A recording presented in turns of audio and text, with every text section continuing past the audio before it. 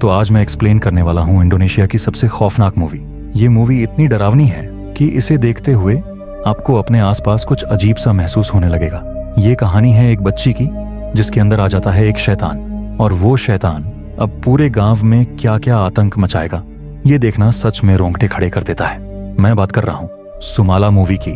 दोस्तों, ये कहानी एक सच्ची घटना पर आधारित है। दरअसल आज भी इंडोनेशिया में एक ऐसा गांव है जहां अंधेरा होते ही बच्चों को घरों में बंद कर दिया जाता है, क्योंकि कहा जाता है रात में खेतों के बीच एक बच्ची भटकती है। और आज हम इसी डरावनी कहानी को इस मूवी में देखने वाले हैं, इसलिए वीडियो को आखिर तक जरूर देखिए और यकीन मानिए ये कहानी आपको अंदर तक हिला देगी।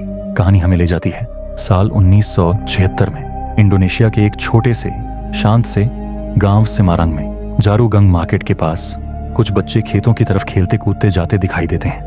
वे सूखे भूसे से एक देसी सी बॉल बनाते हैं और उसी के साथ मस्ती करते हुए खेतों की ओर निकल पड़ते हैं। उन्हीं बच्चों में से एक लड़का है अब्दी। खेलने जाने से पहले उसके पिता उसे सख्त लहजे में चेतावनी देते हैं, अंधेरा होने से पहले घर वापस आ जाना। लेकिन खेल में सब इतने खो जाते हैं कि समय कब बीत जाता है किसी को एहसास ही नहीं होता। धीरे धीरे शाम ढलने लगती है और एक एक करके सारे बच्चे अपने घर लौट जाते हैं। लेकिन अब्दी और उसका दोस्त ट्रिस अभी भी वहीं रुककर खेलना चाहते थे। खेलते खेलते उनकी बॉल अचानक फसलों के बीच दूर जा गिरती है। अब्दी समझदारी दिखाते हुए कहता है बॉल कल ले लेंगे क्योंकि अंधेरा होने वाला है। लेकिन ट्रिस किसी भी हालत में अपनी बॉल वहीं छोड़ने को तैयार नहीं होता। मजबूरी में अब्दी भी उसके साथ खेतों के बीच चला जाता है। बॉल ढूंढते ढूंढते रात हो जाती है। चारों तरफ अंधेरा छा जाता है लेकिन बॉल कहीं नहीं मिलती। अब अब्दी डरने लगता है। वो वापस चलने के लिए कहता है मगर ट्रिस फिर भी उसकी बात नहीं मानता। तभी दोनों को अचानक महसूस होता है कि फसलों के बीच कोई मौजूद है। तो उन्हें एक अजीब सी बच्ची दिखाई देती है। वो बच्ची किसी इंसान जैसी कम और एक डरावने साये जैसी ज्यादा लग रही होती है। और हैरानी की बात उसके हाथ में ट्रिस की वही बॉल होती है। लेकिन उसे देखकर भी ट्रिस पर कोई असर नहीं होता।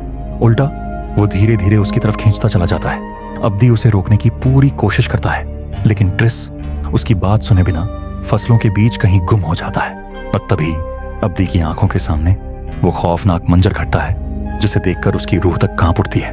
वो रहस्यमयी बच्ची एक बड़ा सा पत्थर उठाती है और ट्रिस के सिर पर लगातार करने लगती है जब तक उसकी मौत नहीं हो जाती।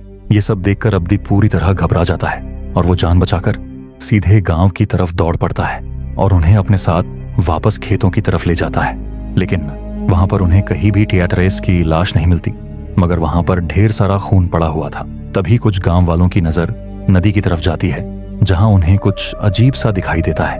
पहले तो किसी को समझ नहीं आता, लेकिन जब सब लोग पास जाकर देखते हैं तो नदी के बीच एक पत्थर के ऊपर ट्रिस की सड़ी गली लाश होती है। ये नजारा इतना डरावना था कि वहां मौजूद हर इंसान के होश उड़ जाते हैं। अगले दिन ट्रिस के पिता के मन में शक पैदा होने लगता है। उन्हें लगने लगता है कि अब्दी ने उस लड़की की झूठी कहानी बनाई है और असल में उसी ने ही ट्रिस को मार दिया होगा, क्योंकि आखिरी बार ट्रिस को उसी के साथ देखा गया था। गुस्से में आकर वो अब्दी को सजा दिलाने की बात करने लगते हैं। इसी बीच वहां मिस्टर साब्दो की एंट्री होती है। उन्हें अब्दी की बातों पर पूरा भरोसा था। उन्हें यकीन होता है कि अब्दी झूठ नहीं बोल रहा। मिस्टर साब्दो सबको शांत कराते हुए कहते हैं ट्रिस को किसी इंसान ने नहीं बल्कि सुमाला ने मारा है। ये सुनते ही पूरे गांव में सन्नाटा छा जाता है, लेकिन किसी को भी ये नहीं पता था कि आखिर ये सुमाला कौन सी बला है। इसलिए मिस्टर साब्दो अब सुमाला की कहानी सुनाना शुरू करते हैं और कहानी हमें ले जाती है आज से 29 साल पीछे, यानी 1947 में। उस समय सेरंग गांव का सबसे अमीर आदमी था सोजिमन, जो अपने अंकल के साथ रहता था। सोजिमन की पत्नी का नाम था सोलेस्ट्री, जो बेहद खूबसूरत और आकर्षक थी। शादी को पूरे 11 साल हो चुके थे, लेकिन अब तक उनकी कोई संतान नहीं थी। इसी बात का फायदा उठाकर सोएजिमन के अंकल उस पर दबाव बनाने लगते हैं। वे चाहते थे कि उसकी जमीन फैक्ट्री बनाने के लिए बेच दी जाए ताकि उन्हें भारी मुनाफा मिल सके।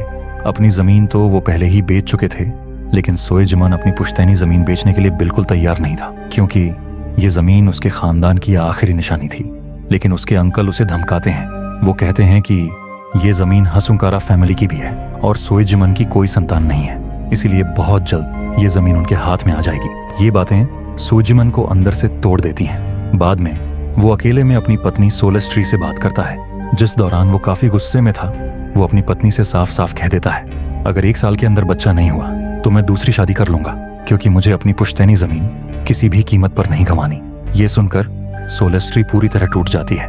रोती हुई वो घर से बाहर चली जाती है। घर के बाहर बने एक छोटे से शेड में दो मजदूर आपस में बातें कर रहे होते हैं। अनजाने में उनकी बातचीत सोलेस्ट्री के कानों तक पहुंचती है।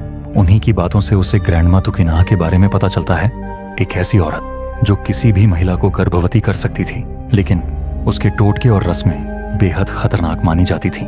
ये सब जानने के बाद सोलेस्ट्री एक बड़ा और जोखिम भरा फैसला लेती है। वो अपने ही घर में काम करने वाली आंट सम के साथ तुकिना के पास जाने का सोचती है, लेकिन तुकिना के घर तक पहुंचना आसान नहीं था। वहां तक जाने के लिए एक नदी पार करनी पड़ती थी और ये काम सिर्फ यंटो नाम का आदमी ही करता था।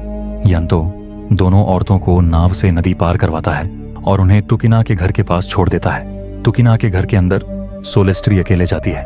अंदर का माहौल अजीब सा और डरावना होता है और तुकिना उसे पहले ही चेतावनी दे देती है कि उसकी शक्तियां बिल्कुल सामान्य नहीं है। तुकिना साफ साफ कहती है वो काले जादू का इस्तेमाल करती है और ये ताकतें उसे सीधे शैतानी शक्तियों से मिली हैं। वो सोलेस्ट्री को गर्भवती तो कर सकती है, लेकिन इसके बदले उसे शैतान के साथ एक भयानक सौदा करना होगा। इस डील के मुताबिक सोलेस्ट्री को जुड़वां बेटियां होंगी। उनमें से एक होगी इंसान की बेटी जो बेहद सुंदर, मासूम और दयालु होगी, लेकिन दूसरी शैतान की बेटी होगी जो दिखने में बदसूरत और स्वभाव से बेहद खतरनाक होगी। शर्त ये थी कि सोलेस्ट्री को दोनों बच्चियों को 10 साल तक बराबर प्यार और देखभाल के साथ पालना होगा। 10 साल पूरे होते ही शैतान अपनी बेटी को वापस ले जाएगा और सोलेस्ट्री अपनी अच्छी बेटी के साथ शांति से जिंदगी जी सकेगी। लेकिन एक सख्त चेतावनी भी थी, अगर सोलेस्ट्री ने शैतान की बेटी को जरा सा भी नुकसान पहुंचाया तो उसका पूरा खानदान तबाह हो जाएगा और उसका घर पूरी तरह उजड़ जाएगा। सोलेस्ट्री डर जरूर जाती है, लेकिन उसके पास और कोई रास्ता नहीं होता। मां बनने की चाह में वो इस शैतानी सौदे के लिए हाँ कर देती है। इसके बाद तुकिना एक खौफनाक रिचुअल शुरू करती है। वो किसी के खून में अजीब अजीब चीजें मिलाती है और वही मिश्रण सोलेस्ट्री को पीने के लिए देती है। साथ ही वो लगातार धीमी आवाज में मंत्र बड़बड़ाती रहती है। अचानक सोलेस्ट्री का शरीर अकड़ने लगता है, उसकी हड्डियां चटकने लगती हैं और उसका शरीर अजीब तरीके से मुड़ने लगता है। कुछ ही पलों में उसका पेट असामान्य तरीके से फूलने लगता है और इसी के साथ पूरा रिचुअल खत्म हो जाता है। रिचुअल पूरा होने के बाद तुकिना उसे बताती है कि 2 महीने के अंदर वो गर्भवती हो जाएगी। वो अंदर ही अंदर खुश भी होती है, लेकिन उतनी ही डरी हुई भी। 2 महीने बाद लेडी डॉक्टर जांच के बाद बताती है कि सोलेस्ट्री के पेट में 2 बच्चे हैं, यानी सोलेस्ट्री प्रेग्नेंट है। ये खबर सुनते ही सोएजिमन खुशी से झूम उठता है। सालों का इंतजार आखिरकार खत्म हो चुका था। वो अपनी खुशी अपनी पत्नी के साथ बांटता है और दोनों मिलकर अपनी बच्चियों के नाम भी तय कर लेते हैं, सुमाला और कुमाला।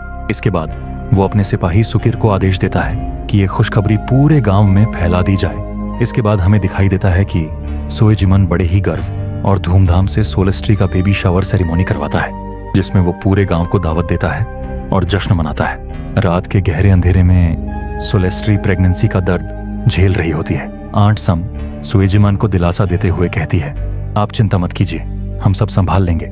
इसी बीच घड़ी में रात के 12 बजते हैं। दर्द से कराहती हुई सोलेस्ट्री को अचानक अपने कमरे में किसी अजीब मौजूदगी का एहसास होने लगता है, जैसे कोई शैतानी साया कुर्सी पर बैठकर उसके बच्चे के जन्म का इंतजार कर रहा हो। कुछ देर बाद पहली बच्ची पैदा होती है, लेकिन वो बिल्कुल शांत रहती है, ना रोना ना कोई हरकत। ऑनसम को लगता है कि बच्ची जिंदा नहीं है, लेकिन वो सोलेस्ट्री को कुछ नहीं बताती और उसे दूसरी बच्ची को जन्म देने के लिए हिम्मत देती है। थोड़ी देर बाद दूसरी बच्ची जन्म लेती है।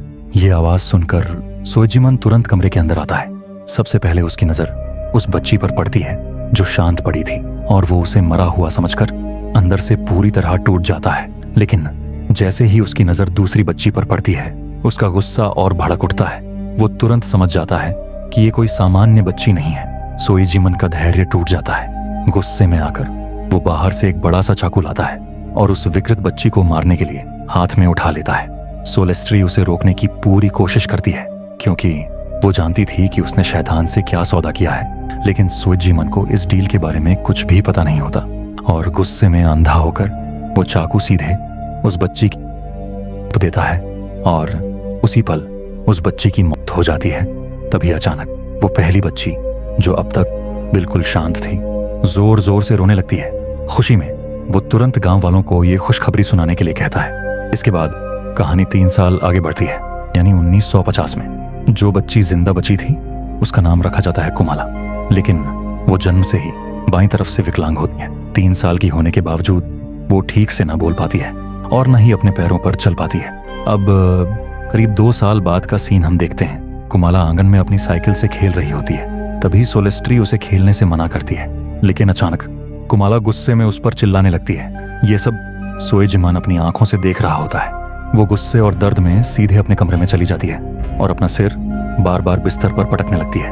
ये देखकर सोएजिमान तुरंत सुकिर को बुलाता है। सुकिर आकर कुमाला को रस्सी से जकड़ने लगता है। सोलेस्ट्री बार बार सोएजिमान को रोकती है, ऐसा मत करो, वो बच्ची है। लेकिन सोएजिमान उसकी एक नहीं सुनता। वो कुमाला को घसीटते हुए बाहर ले जाता है और शेड जैसी एक अंधेरी जगह में उसे बंद कर देता है। अब कहानी आगे बढ़ती है 1955 में। अचानक कुमाला घर से गायब हो जाती है।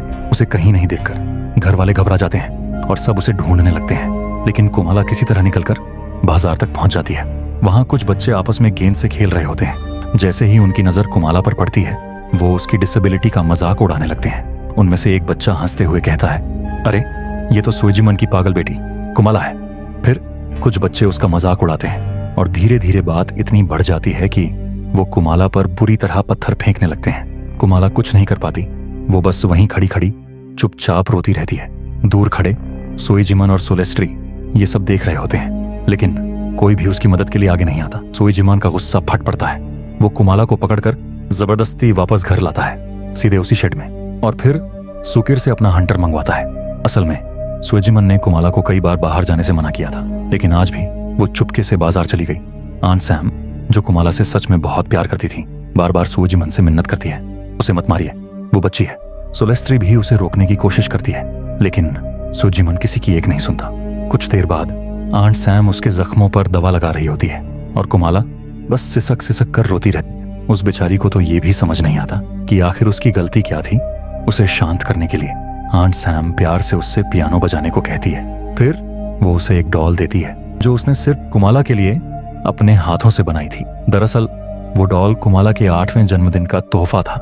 डॉल को देखते ही शायद पहली बार कुमाला के चेहरे पर दिल से मुस्कान आती है। उसी रात कुमाला अपनी डॉल को सीने से लगाकर सो रही होती है। तभी उसके कमरे की अलमारी की तरफ से हल्की हल्की चलने फिरने की आवाज आने लगती है और फिर कोई धीमी आवाज में बार बार उसका नाम पुकारता है, कुमाला, कुमाला। तभी उसे वहां एक लड़की दिखाई देती है, बिल्कुल उसके जैसी। वो उसकी जुड़वां बहन सुमाला। सुमाला उसे बताती है कि वो उसकी ट्विन सिस्टर है, जिसे पैदा होते ही सोएजिमान ने मार दिया था। वो ये भी कहती है कि उसे सिर्फ इसलिए मार दिया गया क्योंकि वो सुंदर नहीं थी। शुरुआत में कुमाला उसकी आत्मा से डर जाती है, लेकिन सुमाला उससे बहुत प्यार से बात करती है। वो उसे भरोसा दिलाती है कि वो उसे कोई नुकसान नहीं पहुंचाएगी, बल्कि हमेशा उसकी रक्षा करेगी, क्योंकि वो उसकी बहन है और बहनें एक दूसरे को कभी नुकसान नहीं पहुंचाती। इतना कहकर सुमाला आगे बढ़ती है और कुमाला को गले लगा लेती है और शायद पहली बार कुमाला को किसी अपने का एहसास होता है। अगले दिन रात के समय सोएजिमान अपना काम कर रहा होता है और दूसरी तरफ कुमाला चुपचाप बैठकर पियानो बजा रही होती है, लेकिन पता नहीं क्यों वो आवाज सोएजिमान को बेवजह चिढ़ाने लगती है। वो तेजी से जाता है और बिना कुछ सोचे कुमाला को जोरदार थप्पड़ मार देता है। सोलेस्ट्री ये सब देखती रहती है, लेकिन अपने ही पति के खिलाफ एक शब्द भी नहीं बोलती। यहाँ तक कि वो खुद अपनी बेटी को संभालने भी नहीं आती, बस आंट सम को बुला देती है। कहीं ना कहीं वो एक माँ का फर्ज निभाने में भी नाकाम साबित होती है। आंट सम कुमाला को समझाकर शांत करती है, लेकिन कुमाला गहरी सोच में डूब जाती है और धीरे धीरे सोएजिमान के कमरे की तरफ बढ़ती है। और तभी कुमाला की डिसेबिलिटी अचानक गायब होने लगती है। वो अचानक सीधी खड़ी हो जाती है। सोएजिमान ये देखकर सन्न रह जाता है। इससे पहले कि वो कुछ समझ पाता, कुमाला पास पड़ा एक पेन उठाती है और सीधे उसके हाथ में घोंप देती है। सोएजिमान दर्द से चीख उठता है, लेकिन असल सच्चाई कुछ और थी। ये हमला कुमाला ने अपनी मर्जी से नहीं किया था। ये सब सुमाला उससे करवा रही थी। इस घटना के बाद गुस्से से पागल सोएजिमान कुमाला को सजा देने के लिए उसे खेतों में ले जाता है और एक क्रॉस पर बांधकर तेज धूप में लटका देता है। कुमाला अपनी माँ सोलेस्ट्री से मदद की गुहार लगाती है, लेकिन सोलेस्ट्री कुछ नहीं कहती और चुपचाप वहां से चली जाती है। अपनी माँ की इस बेरुखी से कुमला के दिल में गुस्सा और नफरत और भी गहरी हो जाती है। उसी रात जब सोलेस्ट्री, सोएजिमान और कुमाला साथ बैठकर खाना खा रहे होते हैं, तभी अचानक कुमाला पूरी तरह पोजेस्ड हो जाती है। कुमाला अजीब अजीब हरकतें करने लगती है, डाइनिंग टेबल पर चढ़ जाती है और एक डरावनी हंसी के साथ वहीं पेशाब कर देती है। ये देखकर सोजिमन का दिमाग खराब हो जाता है। वो तुरंत सुकिर को आदेश देता है, लेकिन तभी कुमाला अचानक सुकिर पर ही हमला कर देती है। इसी दौरान सोलेस्ट्री की नजर कुमाला के आईने में दिख रहे रिफ्लेक्शन पर पड़ती है, जहां उसे कुमाला के साथ सुमाला की आत्मा भी दिखाई देती है। ये देखकर सोलेस्ट्री के पैरों तले जमीन खिसक जाती है। तभी कुमाला बाहर भाग जाती है। डर के मारे सोलेस्ट्री भी उसके पीछे पीछे बाहर की तरफ दौड़ पड़ती है। बाहर जाकर वो जो देखती है वो नजारा और भी डरावना होता है। कुमाला मुर्गियों को मारकर उनका कच्चा मांस चबा रही होती है। ये मंजर पूरी तरह से रोंगटे खड़े कर देने वाला होता है। अगले दिन जब कुमाला को थोड़ा होश आता है तो आंट सम उससे प्यार से बात करती है और पूछती है कि वो ऐसी हरकतें क्यों कर रही है। तब कुमाला उसे पूरा सच बता देती है। सुमाला की आत्मा है जो हमेशा उसके साथ रहती है और वो ही यह सब कुछ कर रही है। ये सारी बातें बाहर खड़ी सोलेस्ट्री चुपचाप सुन लेती है। तभी उसे एहसास होता है कि शैतान के साथ की हुई डील तोड़कर उसने बहुत बड़ी गलती कर दी है। घबराहट में वो तुरंत टुकिना के पास जाने का फैसला करती है। आंट सम भी उसे जाते हुए देख लेती है। वो अपने बेटे शब्दों से कहती है कि वो थोड़ी देर कुमाला का ध्यान रखे और खुद सोलेस्ट्री के पीछे निकल पड़ती है।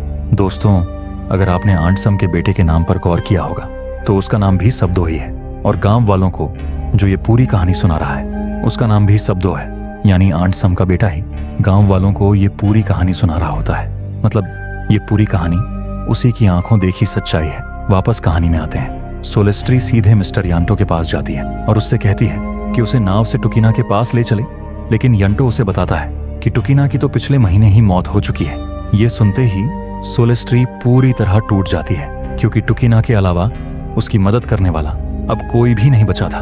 घबराहट में सोलेस्ट्री आंट सम को सब कुछ सच सच बता देती है। ये सच्चाई सुनकर आंट सम भी बुरी तरह डर जाती है। इसके बाद कहानी 1 साल आगे बढ़ती है, यानी 1956। अब हालात पहले से भी ज्यादा खराब हो चुके होते हैं। कुमाला के साथ अब और भी ज्यादा बदसलूकी की जा रही थी। हम देखते हैं कि सुकीर उसे शेड में ले जाकर रस्सियों से कसकर बांध देता है और बाहर से ताला भी लगा देता है। आंट सुम लगातार सोइजिमन से ऐसा न करने की गुहार लगाती रहती है, लेकिन सोइजिमन को लगता है कि कुमाला दिन ब दिन और ज्यादा जंगली होती जा रही है और अब वो सब पर हमला भी करने लगी है। इसीलिए वो उसे आजाद करने से साफ इनकार कर देता है। आंट सम शेड के बाहर खड़ी होकर ही कुमाला से बात करती है, उसे समझाती है, उसे दिलासा देती है और भरोसा दिलाती है कि वो जैसी भी हो वो हमेशा उससे प्यार करेगी। अगले दिन वही बच्चे फिर से आते हैं जिन्होंने पहले बाजार में कुमाला को परेशान किया था। वो उसे गेंद से खेलने के बहाने नीचे बुलाते हैं। उनमें से एक लड़का जोनो उसे हैंडीकैप कहकर चिढ़ाता है और फिर सब मिलकर उसे दोबारा मारने लगते हैं। ये देखकर आंट सम दौड़कर बच्चों को भगाने आती है। कुमाला फूट फूट कर रोने लगती है। तभी उसकी नजर अपने माता पिता पर पड़ती है, जो दूर खड़े सब कुछ देख रहे होते हैं, लेकिन फिर भी उसकी मदद नहीं करते। और यहीं से कुमाला के दिल में अपने माता पिता के लिए नफरत जन्म ले लेती है। उसी रात कुमाला को फिर से शेड में बांध दिया जाता है। डिनर करते वक्त सोलेस्ट्री को बार बार लगता है कि शेड में कुछ गड़बड़ है, लेकिन सोइजिमन उसे वहम कहकर वहां जाने से रोक देता है, जबकि असलियत कुछ और ही होती है। उस वक्त कुमाला खुद को आजाद कर चुकी होती है और अब बिल्कुल सामान्य इंसान की तरह चल रही होती है। इसका मतलब साफ था कि सुमाला की आत्मा ने उसे फिर से पोजेस कर लिया है। कुमाला पास में रखे एक संदूक के पास जाती है, उसे खोलती है और उसमें से एक चाकू निकाल लेती है। इसी दौरान हम सुप्री को देखते हैं, वही लड़का जो पहले कुमाला को मारने पीटने वालों में शामिल था। वो सोइजिमन के घर के पास बने कुएं से पानी लेने आता है। तभी झाड़ियों के पीछे से किसी के चलने की हल्की सी आवाज आती है। सुप्री घबराकर पीछे मुड़कर देखता है तो अचानक झाड़ियों से कुमाला बाहर निकलती है और उसके ठीक पीछे सुमाला की आत्मा खड़ी होती है। ये नजारा देखकर सुप्री के होश उड़ जाते हैं। वो भागने की कोशिश करता है, लेकिन तभी कुमाला उसे पकड़ लेती है और उसके सर पर वार करके उसे बेरहमी से मार देती है। इसके बाद हम सुकरो और कारियो को कहीं जाते हुए देखते हैं। उन्हें जरा भी अंदाजा नहीं होता कि कोई उन पर नजर रख रहा है। तभी पेड़ पर बैठी कुमाला अचानक ऊपर से सुकरो पर पत्थर फेंकती है। सुकरो वहीं ढेर हो जाता है। उससे पहले कि कारियो कुछ समझ पाता, कुमाला नीचे कूदती है और उसे भी बेरहमी से मार देती है। अगली सुबह पूरे गांव में हड़कंप मच जाता है। लोग गायब हुए बच्चों को ढूंढने निकलते हैं, लेकिन ना तो बच्चे मिलते हैं और ना ही उनकी लाशें। डर इतना बढ़ जाता है कि गांव वाले तय करते हैं अगले दिन पास के गांव में भी खोज की जाएगी। तब तक सभी बच्चों को सख्त हिदायत दे दी जाती है कि सूरज ढलने के बाद कोई भी घर से बाहर नहीं निकलेगा। इधर जोनो और उसके बाकी दोस्त आपस में बात कर रहे होते हैं। उन्हें लगता है कि शायद सुप्री, सुक्रो और करियो कोई मजाक कर रहे हैं और 3 दिनों से बस गेंद लेकर कहीं छिपे हुए हैं। तभी घर के बाहर कुमाला आती है और दरवाजे के पास चुपचाप एक गेंद रखकर चली जाती है, मानो उनका मजाक उड़ा रही हो। जोनो और बाकी बच्चे ये देखकर फिर से उसे परेशान करने का प्लान बनाते हैं। अब हंसते हुए धीरे धीरे उसके करीब बढ़ने लगते हैं, लेकिन उन्हें क्या पता था कि कुमाला पहले से ही पोजेस्ड हालत में। अचानक वो उन पर टूट पड़ती है। सब कुछ पलों में बदल जाता है। वो एक एक करके सबको मौत के घाट उतार देती है और आखिर में वो जोनो पर हमला करके उसका गला देती है और उसका सिर किसी ट्रॉफी की तरह हवा में उठाती है। अगले दिन आंट सम जब कुएं से पानी निकाल रही होती है तो उन्हें पानी में खून दिखाई देता है, जिसे देखकर वो काफी घबरा जाती है। वो तुरंत सुकीर को बुलाती है। जब सुकीर कुएं की जांच करता है तो अंदर से सुप्री की लाश भी मिलती है। वहीं गांव वालों को भी सुक्रो और करियो की लाशें पत्तों के बीच पड़ी मिलती हैं और उनके पास ही कुमाला की गुड़िया पड़ी होती है। उसे देखकर गांव वालों को कुछ अजीब लगता है। साथ ही उन्हें बाकी की खेतों के पास मिलती हैं। अब लाशों के पास कुमाला की गुड़िया मिलने की वजह से गांव वालों को शक होने लगता है कि ये सब सोएदिमान का ही किया धरा है। इसलिए सब लोग मिलकर सोएजिमन के घर जाते हैं। गांव वालों को सोएजिमन के साथ साथ कुमाला पर भी शक था, क्योंकि कुमाला के अजीब बर्ताव से गांव वाले पहले से ही वाकिफ थे, जिस पर सोएजिमन गांव वालों से साफ साफ सबूत मांगता है, लेकिन उनके पास कोई पुख्ता सबूत नहीं होता सिवाय उस मामूली सी गुड़िया के। अब सोएजिमन गांव का सबसे अमीर और रसूखदार आदमी था, इसलिए गांव वाले उससे ज्यादा बहस भी नहीं कर पाते और मजबूरन सभी चुपचाप वापस लौट जाते हैं। लेकिन उनके जाने के बाद सोएजिमन खुद भी गहरी उलझन में पड़ जाता है। उसे समझ नहीं आता कि यह सब सच में कुमला ने किया है या नहीं, और यही बात उसे और बेचैन कर देती है। इसी उलझन में वो सोलेस्ट्री के साथ शेड की तरफ जाता है। वहां पहुंचकर उन्हें दीवार में एक बड़ा सा छेद दिखाई देता है, जिसे बोरे से ढक रखा था, यानी कुमला रात में इसी रास्ते से बाहर निकली होगी। अब सोएजिमन को यकीन होने लगता है कि गांव में मारे गए सारे बच्चे कुमला के हाथों ही मरे हैं। लेकिन तभी सोलेस्ट्री उसे सच बताती है। वो कांपती आवाज में कहती है, ये सब कुमाला ने नहीं बल्कि सुमाला की आत्मा ने उससे करवाया है। वो सोएजिमन को उस शैतान के सौदे के बारे में भी बताती है जो उसने बच्चा पाने के लिए किया था। ये सुनते ही सोएजिमन की सांसें थम जाती हैं। वो तुरंत कुमाला से बात करने जाता है। शुरू में कुमाला कुछ नहीं बताती, लेकिन जब सोएजिमन उसे भरोसा दिलाता है कि वो उसे कोई नुकसान नहीं पहुंचाएगा, तब कुमाला रोते हुए सारा सच स्वीकार कर लेती है। वो बताती है कि ये सारे कत्ल सुमाला की आत्मा ने उसे पोजेस करके करवाए हैं। ये सुनते ही सोएजिमन गहरी सोच में पड़ जाता है। वो तुरंत नीचे जाता है, सुकीर को बुलाता है और सख्त आदेश देता है कि कुमाला को शेड में और भी कसकर बांधा जाए। कहानी एक खतरनाक मोड़ लेती है। अब सोएजिमन फैसला करता है कि उसे मिस्टर कुस्नो के पास जाना होगा। वो असल में एक तांत्रिक था जिसे आत्माओं और काले जादू का काफी ज्ञान था। उधर सुकीर सोएजिमन के कहने पर कुमाला को शेड के अंदर और भी ज्यादा कसकर बांध देता है। कुमाला लगातार रो रही होती है। उसे समझ ही नहीं आ रहा होता कि उसके साथ ये सब क्यों हो रहा है। तभी आंट सम वहां आती है और उसे शांत करती है। आज रात कुमाला का 9वां जन्मदिन भी होता है। कुमाला धीमी आवाज में आंट सम को थैंक यू कहती है, जो प्यार उसने अब तक कुमाला को दिया था। फिर कुमाला उससे गिफ्ट में सिर्फ एक ही चीज मांगती है कि वो उसे छोड़कर चली जाए। दरअसल सुमाला की आत्मा ने उसे बता दिया था कि जैसे ही रात के 12 बजेंगे वो पूरी तरह उस पर कब्जा कर लेगी और सबसे अपनी मौत का बदला लेगी। कुमाला नहीं चाहती थी कि पोजेस्ड होने के बाद वो आंट सम या उसके बेटे साब्दो को कोई नुकसान पहुंचा दे। शुरुआत में आंट सम जाने से इनकार कर देती है, लेकिन कुमाला के जोर देने पर वो आखिरकार टूट जाती है और अपने बेटे साब्दो को लेकर वहां से चली जाती है। रास्ते में साब्दो लगातार पूछता रहता है, माँ हम अचानक सोएजिमन का घर क्यों छोड़ रहे हैं? लेकिन आंट सम कुछ नहीं बताती और उसे लेकर वहां से चली जाती है। वहीं दूसरी तरफ सोएजिमन मिस्टर कुस्नो के पास पहुंच चुका होता है। वो उसे सारी सच्चाई बता देता है। कुस्नो कुछ तांत्रिक क्रिया करता है और उसी के जरिए उसे टुकिना द्वारा किए गए उस रिचुअल के बारे पता चलता है। फिर वो सोएजिमन को बताता है, तुमने शैतान की बेटी को मारकर बहुत बड़ी गलती कर दी। सोएजिमन तुरंत पूछता है, तो अब मैं कुमाला को बचाने के लिए क्या करूं? तभी अचानक कुस्नो की आंखें पूरी तरह सफेद हो जाती हैं। शायद उसके अंदर भी किसी आत्मा का प्रवेश हो गया हो। वो कहता है, डेविल अपने बच्चे की मौत से बेहद गुस्से में है और आज रात सुमाला हमेशा के लिए कुमाला के शरीर पर कब्जा कर लेगी और अगर उसे नहीं रोका गया तो कहर आ जाएगा। होश में आते ही कुस्नो सोएजिमन को एक खास खंजर देता है जो कुमाला की ताकत को कम कर सकता था। प्लान ये था, पहले सोएजिमन कुमाला को कमजोर करेगा, फिर उसे कुस्नो के पास लाया जाएगा ताकि कुस्नो अपने रिचुअल से उसे ठीक कर सके।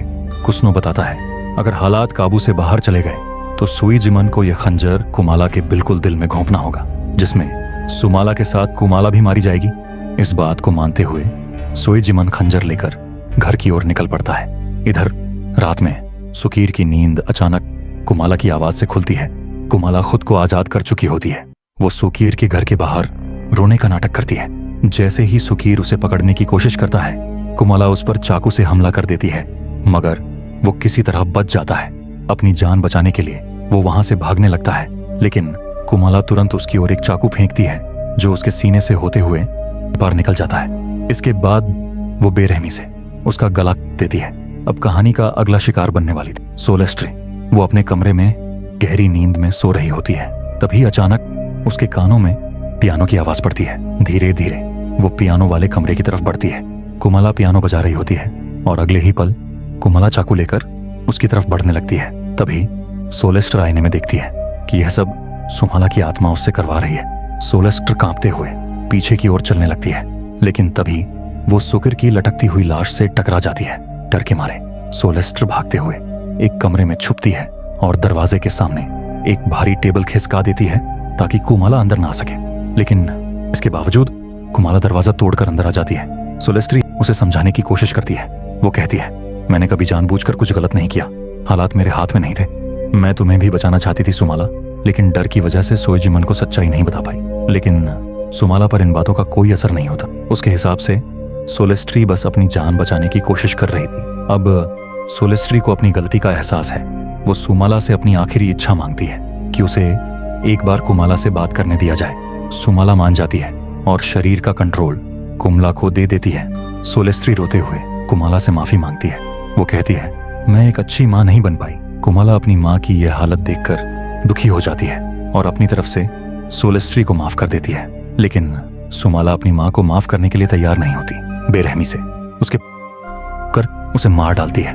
कुछ देर बाद सोएजिमन घर पहुंचता है। सीढ़ियों के नीचे उसे सुकिर की लाश दिखती है। जैसे ही वो ऊपर जाता है उसे सोलेस्ट्री की भी लाश दिखती है। ये सब देखकर वो पूरी तरह टूट जाता है। उसे एहसास होता है कि सुमला को मारना और कुमला के साथ किया गया सारा अत्याचार उसकी गलती थी। अब वो किसी भी हाल में इस गलती को सुधारना चाहता है। तभी उसकी नजर कमरे में रखी चेयर पर पड़ती है। उस पर कुमाला बैठी होती है। अगले ही पल सुमाला कुमाला के मुंह को खोलकर उसके शरीर के अंदर घुस जाती है। अब सुमाला और कुमाला एक हो चुकी थी। वो सोएजिमन की तरफ बढ़ती है और उस पर जानलेवा हमला कर देती है, जिससे सोएजिमन बुरी तरह घायल हो जाता है। लेकिन किसी तरह हिम्मत जुटाकर वो घर से भाग निकलता है। इसके बाद सोएजिमन सीधा गांव के बीच पहुंचता है और इमरजेंसी वाले नगाड़े बजा देता है। नगाड़ों की आवाज सुनते ही पूरे गांव में अफरा तफरी मच जाती है। लोग भागते हुए इकट्ठा होते हैं। तब सोएजिमन सबको बताता है कि सुकिर और सोलेस्ट्री दोनों की बेरहमी से हत्या हो चुकी है। ये सुनते ही गांव वाले घबरा जाते हैं और तुरंत सोएजिमन के साथ उसके घर पहुंचते हैं। सोलेस्ट्री और सुकिर की लाशें पड़ी होती हैं, लेकिन कुमाला वहां मौजूद नहीं थी। सोएजिमन गांव वालों से कहता है किसी भी हाल में कुमाला को जिंदा ढूंढना होगा। उसी ने सब कत्ल किए हैं। वो अभी शैतान के वश में है, इसलिए उसे कुस्नो के पास ले जाना बहुत जरूरी है। लेकिन गांव वालों के सिर पर खून सवार हो चुका था। वे कुमाला को मारने के इरादे से उसे ढूंढने निकल पड़ते हैं। सोएजिमन जानता था असली कसूरवार कुमाला नहीं बल्कि सुमाला की आत्मा है, लेकिन किसी ने उसकी बात नहीं सुनी। मजबूर होकर सोएजिमन एक बोरी, कुस्नो का दिया हुआ खंजर और एक रस्सी लेकर कुमाला को ढूंढने निकल पड़ता है। शेड के पास उसे कुमाला एक पल के लिए दिखाई देती है, लेकिन अगले ही पल वो खेतों की तरफ भाग जाती है। सोएजिमन उसके पीछे पीछे जाता है। खेतों में पहुंचकर अचानक सुमाला उस पर हमला कर देती है। इस बार सोएजिमन पास पड़ा एक पत्थर उठाता है और उसके सिर पर जोर से वार करता है। वार इतना भयंकर होता है कि सुमाला वहीं पर बेहोश हो जाती है। सोएजिमन समझ चुका था कि अब हालात काबू में नहीं है, इसलिए वो खंजर उठाकर कुमाला को मारने का फैसला करता है। लेकिन सच जानने के बाद वो अपनी बेटी को मारने की हिम्मत नहीं कर पाता। वो कुमाला को बोरी में डाल देता है ताकि उसे कुस्नो के पास ले जाया जा सके। इसी दौरान बोरी के अंदर सुमाला होश में आ चुकी होती है। वो सोएजिमन को हर चीज के लिए दोषी ठहराती है और अगले ही पल वो बोरी से गायब हो जाती है। सुइजिमन कुछ समझ पाता कि तभी सुमाला उस पर हमला कर देती है। इस बार सुइजिमन पूरी हिम्मत जुटाकर कुस्नो के दिए हुए खंजर को उसके दिल में देता है, जिससे सुमाला की मौत हो जाती है। मगर असली ट्विस्ट तो अभी बाकी है। लेकिन अगर आप वीडियो के यहाँ तक आए हैं, यानी आपको वीडियो पसंद आ रहा है, तो वीडियो को लाइक करना मत भूलना और चैनल को सब्सक्राइब करके हाइप क्रिएट कर देना, क्योंकि हम ऐसी खौफनाक मूवीज एक्सप्लेन करते रहते हैं। अब सुइजिमन को लगता है कि अब सब कुछ शांत हो गया है। वो सोचता है कि सुमाला नाम की बला हमेशा के लिए मिट गई। लेकिन तभी सुमाला हंसने लगती है और सुइजिमन को एक खौफनाक सच्चाई बताती है। वो कहती है, मेरे कुमाला के शरीर में आने से उसके शरीर में बदलाव हो चुके हैं। उसके दांत अब नुकीले हो चुके हैं, आंखें सफेद हो गई हैं और उसका दिल भी अपनी जगह बदल चुका है। दरअसल उसका दिल बाएं से दाएं की तरफ हो चुका था।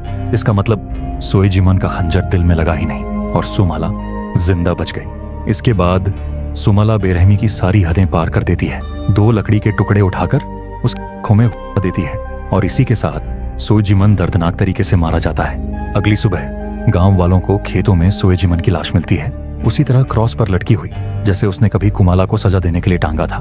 लेकिन सुमाला यही नहीं रुकती। जब गांव वाले कुस्नो के घर जाते हैं तो उन्हें कुस्नो की लाश टेबल पर पड़ी मिलती है। दरअसल सुमाला ने कुस्नो को भी उसके ही खंजर से मारा था, यानी अब उसका बदला पूरा हो चुका था।